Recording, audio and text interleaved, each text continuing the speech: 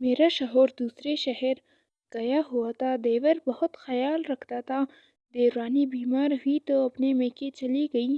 میں اور دیور گھر میں اکیلے تھے۔ اس رات میرے دیور نے میرے ساتھ وہ کیا کہ میرے رونگٹے کھڑے ہو گئے۔ میرے دیور کی شادی کو آج 1 ماہ مکمل ہو گیا تھا۔ میری دیورانی نہایت خوش اخلاق اور ہنسمکھ لڑکی تھی۔ چند دنوں میں ہی میری اس کے ساتھ کافی اچھی دوستی ہو گئی۔ اس کے آنے سے گھر میں گویا بہار آ چکی تھی۔ اس کا شرارتی طرز گفتگو اچھے خاصے افسردہ انسان کو مسکرانے پر مجبور کر دیا کرتا۔ ابھی بھی دیورانی میرے کمرے میں بیٹھی اپنے بچپن کے قصے سنا رہی تھی، جب میرے کمرے کے دروازے پر دستک ہوئی۔ ہم دونوں نے اس جانب دیکھا۔ دیورانی مریم دروازہ کھولنے کے لیے اٹھی، مگر میں جانتی تھی کہ یہ کون ہوگا۔ مریم نے دروازہ کھولا تو میری سوچ کے عین مطابق جواد سر جھکائے کھڑا تھا۔ مریم اسے دیکھ کر بولی کہ جواد اپنے گھر میں ہو غیروں کی طرح دروازہ کیوں کھٹکھٹا رہے تھے، اندر چلے آتے نا۔ جواد سنجیدگی سے بولا کہ یہ بھابھی جان کا کمرہ ہے، میرا بغیر دستک کے چلے آنا انہیں اچھا لگے یا نہ لگے۔ دیور کی یہ بات سن کر میں فوراً بے تکلفانہ بولی کہ ایسی کوئی بات نہیں ہے، آپ میرے چھوٹے بھائی جیسے ہیں، بلا جھجک آئے۔ دیور کی عادات سے میں واقف تھی، انتہائی شریف اور سلجھا ہوا لڑکا تھا۔ مجھے یہاں آئے ہوئے 1 سال ہو چکا تھا، مگر ایک بار بھی جواد نے نظریں اٹھا کر مجھے نہیں دیکھا تھا۔ اس کی اور مریم کی عادات میں زمین آسمان کا فرق تھا۔ وہ کم گو اور معصوم تھا، جبکہ مریم انتہائی منہ پٹ اور ہنسمکھ لڑکی تھی۔ وہ دونوں وہاں سے اپنے کمرے میں جا چکے تھے۔ میں نے اپنا کام ختم کیا اور کچن کی طرف جانے لگی۔ آج میرے شوہر نے ان کے پسندیدہ کھانے کی فرمائش کی تھی۔ مجھے کچن میں آئے ابھی 10 منٹ ہی ہوئے تھے کہ دیور کچن میں داخل ہوا۔ مجھے دیکھ کر بولا کہ بھابھی آج کیا بنائے گی؟ میں مسکرا کر بولی کہ آج تمہارے بھائی کی پسندیدہ ڈش بنا رہی ہوں۔ یہ سن کر ایک دم سے اس کے چہرے سے مسکراہٹ سمٹی، جو میں نے بخوبی نوٹ کی تھی۔ میں نے پوچھا تو ایک سر سانس خارج کر کے بولا، کاش بھابھی مریم بھی آپ کی طرح لذیذ کھانا بنا سکتی۔ میری تو حسرت ہی رہ گئی کہ بیوی کے ہاتھ کا کھانا کھا سکوں۔ دیور کی یہ بات سن کر میں بولی کہ آپ کو جو کھانا ہے مجھے بتا دیں، میں بنا کر دیتی ہوں۔ دیور خوش ہو گیا اور مجھے شکریہ ادا کرتے ہوئے فرمائش کر کے چلا گیا۔ میں نے شوہر اور دیور کی پسند کا کھانا بنایا تھا۔ شوہر نے خاموشی سے کھانا کھانے میں مصروف تھا۔ ہمیشہ کی طرح آج بھی انہوں نے میرے کھانے کی کوئی تعریف نہیں کی تھی۔ میرا دل اوچل سا ہو گیا، مگر میں خوش تھی کہ دیور نے نہ صرف میرے کھانوں کی تعریف کی بلکہ جیب سے 1000 کا نوٹ نکال کر مجھے بطور انعام بھی دیا۔ کھانا واقعی لذیذ بنا تھا۔ میں برتن سمیٹنے کے لیے اٹھی تو مریم معمول کے مطابق وہاں سے اٹھ کر اپنے کمرے میں چلی گئی، کیونکہ بقول اس کے نازک ناخن کچن کا کام کرنے سے ٹوٹ جاتے ہیں۔ شوہر بھی اٹھ کر اپنے کمرے میں چلا گیا، مگر جواد خاموشی سے میرے ساتھ برتن اٹھوانے لگا۔ وہ ایسا ہی تھا، میں جب بھی کوئی کام کرنے لگتی تو فوراً میرا ہاتھ بٹانے لگتا اور مریم کو بھی میری مدد کرنے کا کہتا۔ اس کا یہ انداز مجھے بہت پسند تھا۔ میں اسے اپنے چھوٹے بھائی جیسا سمجھتی تھی، چونکہ میرا بھائی نہیں تھا، اسی لیے اس میں مجھے اپنے بھائی کا عکس نظر آتا تھا۔ مگر وہ بولتا بہت کم تھا، بولنے سے زیادہ کام کرنے کو ترجیح دیتا تھا۔ اس رات جب میں کچن میں برتن دھونے لگی تو مریم موبائل پر میکے بات کر رہی تھی اور میرا شوہر دفتر کے کاموں میں مصروف تھا۔ مجھے محسوس ہوا جیسے مجھے کوئی بہت دیر سے گھور رہا ہے۔ دانستہ طور پر جب پلٹ کر دیکھا تو میں چونکی۔ سامنے میرا دیور منہ لٹکائے کھڑا تھا۔ میں نے وجہ پوچھی تو کہنے لگا، کاش بھابھی مریم بھی آپ جیسی ہوتی۔ میں اسے بہت سمجھاتا ہوں، مگر وہ میری بات نہیں مانتی، جبکہ آپ تو اتنی اچھی اور فرمانبردار بیوی ہے، بھائی کی ہر بات ان کے کہنے سے بھی پہلے مانتی ہے۔ دیور کی ایسے باتیں مجھے چونکا گئی تھی۔ آج سے پہلے تو دیور نے کبھی بھی اس لب و لہجے میں مجھ سے کوئی بات نہ کی تھی، نہ ہی دل کی باتیں یوں زبان پر لائی تھی۔ پھر نہ جانے ایسا کیا کہہ دیا تھا مریم نے جو اندر سے اتنا ٹوٹ چکا تھا۔ میں نے ہمدردی جتاتے ہوئے دیور کا کندھا تھپکایا اور اپنے سامنے بٹھا کر بولی کہ جواد بھابھی ماں جیسی ہی ہوتی ہے، تم مجھے بڑی بہن سمجھ کر جو کہنا چاہو کہہ سکتے ہو، میں مریم سے اس بارے میں ضرور بات کروں گی۔ دیور خاموش ہو گیا اور پھر کچھ لمحوں بعد بولا، بھابھی مجھے مریم میں کوئی دلچسپی نہیں تھی اور نہ ہی مستقبل میں جا کر ہوگی، وہ میرے جیسے بالکل بھی نہیں ہے۔ دیور کے یہ الفاظ مجھے دنگ کر گئے، میں اسے بے یقینی سے دیکھنے لگی اور بولی کہ یہ سب باتیں کرنے کا اب کیا فائدہ؟ جواد، اگر مریم جیسی لڑکیاں نہیں پسند ہو تو پھر کیسی پسند ہے؟ میرے بات پر دیور فوراً بولا کہ آپ جیسی۔ اس کے الفاظ پر میں نے اسے ایک دم دیکھا، اس کا لہجہ ایسا تھا کہ میں سمجھ نہ سکی۔ دیور افسردگی سے بولا، مجھے آپ جیسی لڑکیاں پسند ہے جو گھریلو ہو اور کم گو، خوش اخلاق۔ کاش میری قسمت بھی بائی جیسی اچھی ہوتی تو مجھے بھی آپ جیسی لڑکی مل جاتی۔ دیور ایسا کہہ کر وہاں سے باہر نکل گیا، جبکہ میں سوالیہ نظروں سے اسے دیکھنے لگی۔ شاید بات اب حد سے زیادہ بڑھ رہی تھی، مجھے مریم سے بات کرنی چاہیے تھی، کہیں جواد کوئی غلط قدم ہی نہ اٹھا لے۔ میں سوچنے لگی۔ اگلی صبح جب شوہر اور دیور کام پر چلے گئے تو میں نے مریم کو اپنے پاس بٹھایا اور سمجھانے لگی کہ اسے اپنا رویہ جواد کے ساتھ مزید بہتر کرنا ہوگا، اس کے اور اپنے تعلقات مضبوط کرنے ہوں گے۔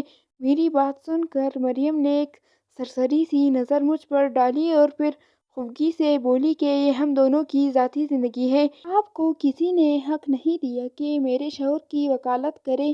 وہ اتنا کہہ کر جا چکی تھی، جبکہ میں ہکا بکا اسے جاتی دیکھتی رہ گئی۔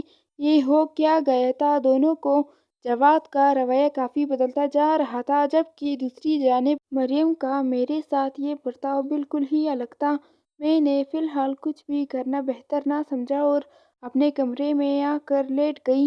مجھے کب نیند آ گئی میں نہ سمجھ سکی۔ میں گہری نیند میں تھی جب مجھے محسوس ہوا کہ میرے کمرے کا دروازہ کھول کر کوئی اندر داخل ہو رہا ہے۔ کچھ دیر بعد قدموں کی چاپ ختم ہو گئی اور کسی نے میرے چہرے پر آئے بالوں کو پیچھے کیا۔ میرا دل کانپ اٹھا، میں فوراً بوکھلا کر اٹھ بیٹھی اور لمبے لمبے سانس لینے لگی۔ سامنے میرا شوہر کھڑا تھا۔ میرے اس رد عمل پر سنجیدگی سے بولا، ڈر کیوں گئی؟ میرے علاوہ آخر کون تمہارے چہرے سے بال ہٹا سکتا ہے؟ میں کانپ گئی اور بولی کہ نیند کی وجہ سے مجھے کچھ سمجھ نہیں لگی۔ شوہر فریش ہو کر میرے پاس بیٹھا، آج اس کا موڈ کافی اچھا لگ رہا تھا۔ تبھی دروازے پر دستک ہوئی اور دیور اندر داخل ہوا۔ وہ آتے ہی شوہر کو باہر لے گیا۔ دونوں رات گئے تک کسی عنوان پر بات کرتے رہے۔ نہ جانے کب میری آنکھ لگ گئی پتہ ہی نہ چلا۔ اب تو یہ روز کا معمول بن چکا تھا۔ شوہر جب بھی گھر ہوتا، خاص طور پر میرے ساتھ ہوتا تو دیور انہیں اپنے ساتھ لے جاتا۔ دوسری جانب مریم کے ساتھ میرے تعلقات اچھے نہیں رہے تھے۔ میں کام کر کے جلدی سو جایا کرتی۔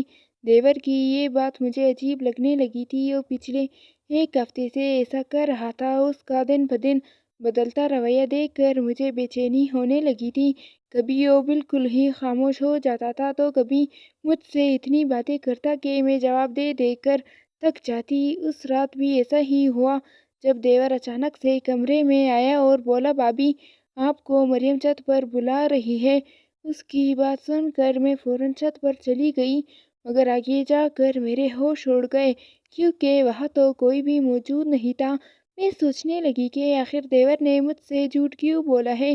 میں واپس جانے کے لیے پلٹی تو مزید حیرت کا جھٹکا لگا، وہ تو دروازہ لاک ہو چکا تھا۔ میں کتنی ہی دیر دروازہ بجاتی رہی مگر کسی نے نہ کھولا، شاید سب سو چکے تھے۔ آخر تک ہار کر میں چھت پر بنے اسٹور میں موجود بستر پر بیٹھ گئی۔ مجھے میرے شوہر پر حیرت تھی، کم از کم میری غیر موجودگی پر وہ مجھے دیکھنے تو آ سکتے تھے نا۔ کچھ دیر مزید کوشش کرنے کے بعد جب کسی نے دروازہ نہ کھولا تو میں اسی بستر پر سو گئی۔ میری آنکھ لگے ابھی کچھ دیر ہی ہوا تھا کہ مجھے لگا جیسے کوئی دروازہ کھول کر اندر داخل ہوا ہو۔ میں بغیر حرکت کیے نیند کی وادیوں میں کھوئی رہی اور تبھی کسی نے میرے گال کو اپنے ہاتھ سے سہلایا۔ میرے دماغ میں بے ساختہ میرے شوہر کی تصویر بنی، وہ مجھے ڈھونڈتے ہوئے آ چکے تھے۔ میں نیم نیند کی کیفیت میں تھی، مجھے کچھ بھی اندازہ نہیں تھا کہ میرے شوہر کا تصور صرف میری ایک غلط فہمی تھی۔ میں یوں ہی بے خبر سوئی رہی۔ صبح جب آنکھ کھلی تو میرے ہاتھ میں میرے شوہر کا ہاتھ تھا۔ میں نے جو ہی آنکھیں کھولی تو ایک پل کے لیے مجھ پر سکتہ طاری ہو گیا۔ میرا دل پوری قوت سے دھڑک رہا تھا۔ میں نے ایک جھٹکے سے اس ہاتھ کو چھوڑا اور اٹھ کر دور ہٹ گئی۔ میرے بستر کے پاس نیچے میرا دیور جواد بیٹا سو رہا تھا، جبکہ اس کا ہاتھ میں اپنا شوہر سمجھ کر پکڑ کر سو رہی تھی۔ یہ محسوس کر کے ہی دل شرم سے پانی پانی ہو گیا۔ میرا دل چاہا میں یہاں سے بہت دور بھاگ جاؤں۔ وہ تو شکر کہ دیور ابھی سو رہا تھا۔ میں جلدی سے اٹھی اور بھاگ کر نیچے آ گئی۔ میرا پورا وجود پسینے سے شرابور ہو چکا تھا۔ میرے دماغ میں اس وقت آندھیاں چل رہی تھی۔ دماغ کچھ بھی سوچنے سمجھنے سے قاصر تھا۔ خوف اور بے چینی سے میرا وجود کانپ رہا تھا کہ تبھی مجھے عقب سے آواز آئی، خیر ہے رمشا؟ مریم کی طبیعت اب کیسی ہے؟ جواد بتا رہا تھا اسے شدید درد ہو رہا تھا پیٹ میں۔ میرا شوہر فکر مندی سے پوچھ رہا تھا، مگر میری حالت ان سے چھپی نہ رہ سکی۔ وہ مجھے تھام کر میری طبیعت کے لیے فکر مند ہو گئے۔ میں نے بہرحال کسی طرح خود کو سنبھالا اور بات کو گول کر گئی، آخر یہ سب ہو کیا رہا تھا میرے ساتھ؟ دیور اوپر کیا کر رہا تھا جبکہ وہ جانتا تھا کہ وہاں میں موجود ہوں؟ اگر اس نے دروازہ کھولا بھی تو مجھے کیوں نہ جگایا، الٹا خود بھی وہیں لیٹ کر سو گیا؟ سب سے زیادہ سوچ میں ڈال دینے والی بات تو یہ تھی کہ دیور نے میرے شوہر سے جھوٹ بولا تھا کہ میں چھت پر نہیں بلکہ مریم کے کمرے میں ہوں۔ خدا نخواستہ اگر اسد وہاں آ جاتے تو نہ جانے کیا سوچتے۔ میں انہی سوچوں میں غرق تھی کہ میرے ذہن میں ایک اور دھماکہ ہوا۔ کل رات میری گال کو سہلانے والا اگر اسد نہیں تھا تو پھر کہیں وہ جواد تو نہیں؟ ایسا سوچ کر ہی میرا دماغ پھٹنے والا ہو چکا تھا۔ مجھے اپنی سوچ پر غصہ آیا۔ میں شرم سے اپنی ہی نظروں میں گرنے لگی۔ دل تھا کہ حقیقت کو تسلیم کرنے کے لیے تیار نہیں تھا، جبکہ دماغ جو وسوسے ڈال رہا تھا اگر انہیں مان لیا جاتا تو قیامت ٹوٹ پڑتی۔ میں کچھ زیادہ ہی منفی سوچنے لگی تھی۔ میں نے اسے فقط ایک اتفاق یا حادثہ سمجھا اور ذہن جھٹک کر گھر کے کاموں میں مصروف ہو گئی، مگر اس کے بعد میں دیور سے خاصی کترانے لگی تھی۔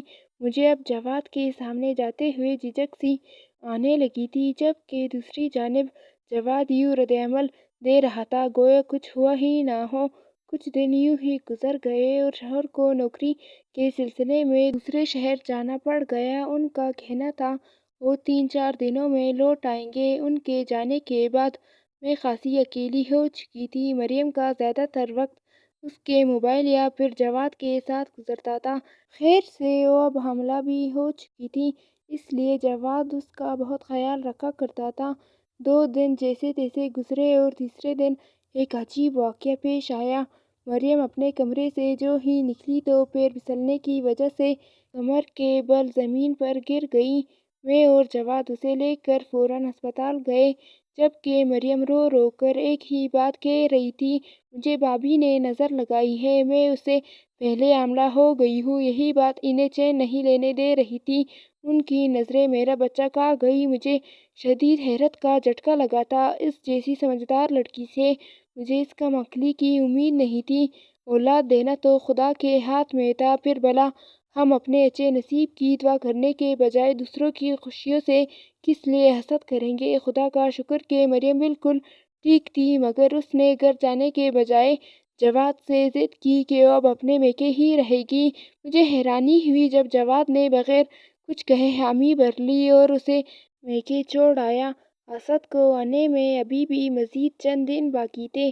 مریم بھی اپنے میکے جا چکی تھی، جبکہ گھر میں اب میں اور جواد ہی رہ گئے تھے۔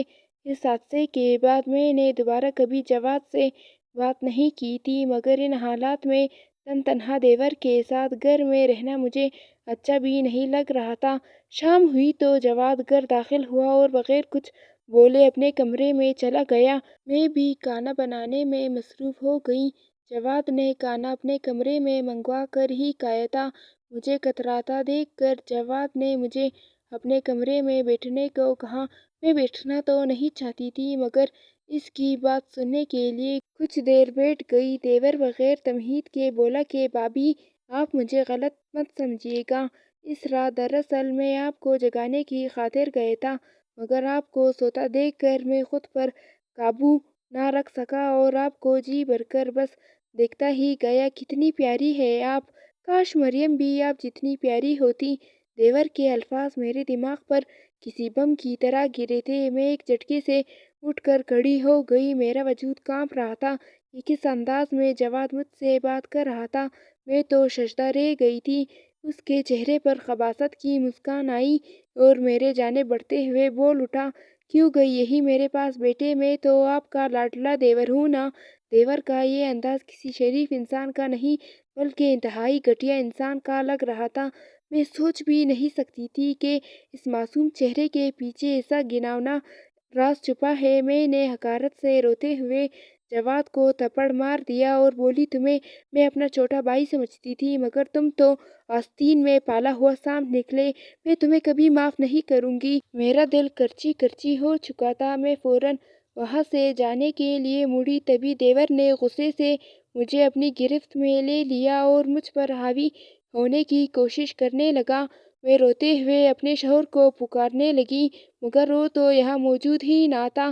کیسا گندا کھیل کھیلا تھا دیور نے! رشتوں کا تقدس پامال کر کے نہ جانے کون سی تسکین حاصل کرنا چاہتا تھا۔ میں نے ہمت کر کے خود کو اس سے دور کیا اور میز پر پڑا گلدان اس کے سر پر مار کے وہاں سے بھاگنے لگی۔ میں نے کانپتے ہوئے گیٹ جو ہی کھولا تو سامنے کا منظر دیکھ کر میرا وجود گرسا گیا۔ سامنے اسد کھڑا تھا، جو شاید ابھی ہی آئے تھے۔